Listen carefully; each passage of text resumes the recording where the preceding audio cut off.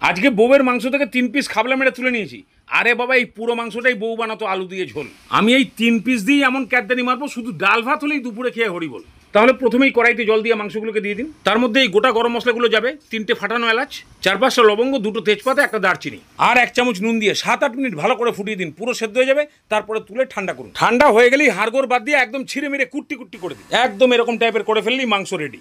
এবার এটাকে একটু হালকা করে ফ্রাই করে নিন, টেস্ট অনেক বেড়ে যায়। মাত্র 2 চামচ মতো সরষের তেল ভালো করে গরম করে 2 চামচ মতো চিলি ফ্লেক্স আর 1 চামচ আদা রসুন বাটা, এগুলোকে আগে একটু হালকা করে ভেজে নিয়ে তারপরে সেই সেদ্ধ চিকেন কিমাটা দিয়ে দিন। এবার সব একসঙ্গে, বেশি না, 4-5 মিনিট ভাজুন। নুন যদি একটু কম লাগছে বলে মনে হয় তাহলে সামান্য একটু নুন দিয়ে 2-3 মিনিট ভালো করে নাড়িয়ে ছাড়িয়ে এবার নামিয়ে দিয়ে ঠান্ডা করুন। এবার চিন্তা করে দেখুন আপনার ঘরের প্রত্যেকের ডবল পেছন ফলের অমলেট চাই কিনা। তাহলে সেই অনুযায়ী ফল ফাটিয়ে একটা বাটিতে রাখুন। তার মধ্যে 2টো মিডিয়াম সাইজের কুচনো পেঁয়াজ, 1 চামচ গোলমরিচের গুঁড়ো, 1/2 চামচ আদা রসুন বাটা, পরিমাণ মতো নুন আর ওই ভাজা চিকেন খুব ভালো করে এগুলোকে আগে মিশিয়ে দিন। তারপরে যেরকম ভাবে অমলেট ভাজে, প্যানের মধ্যে তেলটা গরম করে একটু চারিদিকে ছড়িয়ে দিয়ে তারপর 1.5 হাতা মতন দিয়ে দিন। হাতার পেছন দিক দিয়ে একটু ছড়িয়ে দিন। ওপরের পিঠটা শুকনো হয়ে আসলে তারপরে উল্টে দিন। 2 পিঠটা ঠিক মতন ভাজা হয়ে গেলে তুলে নিন। এইভাবে প্রত্যেকটা উল্টে পাল্টে ভাজলেই একদম সুপার টেস্টি চিকেন অমলেট তৈরি। মাত্র 150 গ্রাম চিকেনের 4-5টা ডিম হলেই এই সুপার টেস্টি আইটেমটা তৈরি হয়ে যাবে।